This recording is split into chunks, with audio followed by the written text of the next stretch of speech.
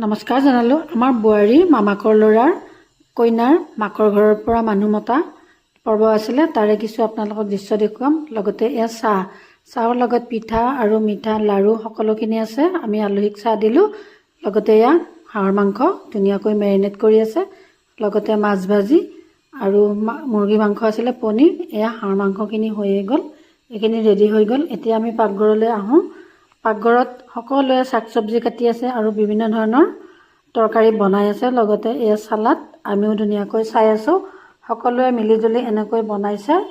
গতিকে এয়া আমি ধুনীয়াকৈ সকলোৱে কথা পাতি চালাডটো কাটি লোৱা হৈ গ'ল।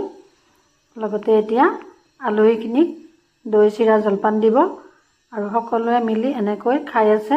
সকলোৱে ধুনীয়াকৈ দি আছে। এয়া দৈ চিৰা আমি লগতে খাম আৰু মিঠাই আছিলে। এনেকৈ ফূৰ্তি কৰি আমি জলপানখিনি ধুনীয়াকৈ খালোঁ। খাই উঠি আমি এতিয়া ধুনীয়াকৈ অকণমান ৰ'দত চোতালত বহিম। এনেকৈয়ে গৰুৰ দৈ বা ম'হৰ দৈখিনি খাই খুব ভাল লাগে, নহয়নে বাৰু? এয়া খুব ধুনীয়া দৈ আছিলে আৰু মিঠাই। এয়া এনেকৈ আমি আটায়ে খাই ৰ'দত বহিলোঁ। কিছু সময় ৰ'দত বহি ধুনীয়াকৈ কথা পাতি উঠাৰ পিছত আমাৰ ভাতো হৈ গ'ল। সকলোখিনি ভাতৰ আয়োজন আছিলে। এয়া ধুনীয়াকৈ আমাৰ বোৱাৰী ছোৱালী এনেকৈয়ে আটাইখিনিয়ে দি আছে।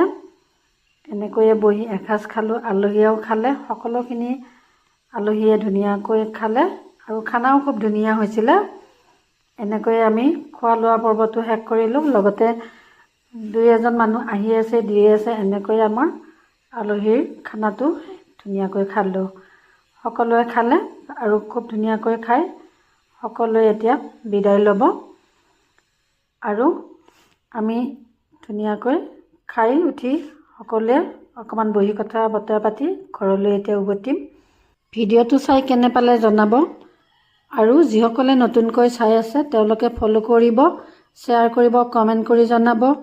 এনেকৈয়ে নতুন নতুন ভিডিঅ' দিয়াৰ আশাৰে আৰু সকলোকে লগ পোৱাৰ আশাৰে আজিলৈ আহিছোঁ। ধন্যবাদ।